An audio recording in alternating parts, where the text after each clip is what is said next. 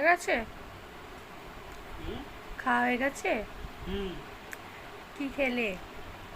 আলু পরোটা। কি? আলু পরোটা। কেমন হয়েছিল? সেরম হয়নি, ভালো হয়নি। আর আলুর দমটা?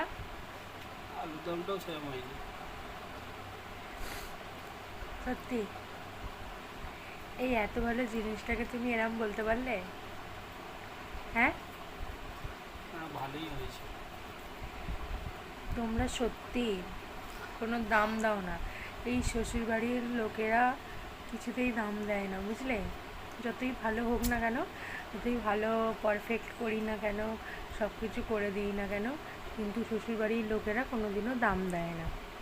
ভালো এটাই বাস্তব। ভালো হয়েছে, ভালো হয়নি বলা মানে কি? তার মানে ভালো হয়েছে। কখনোই না। তাহলে ভালো হয়নি। সেটাই তো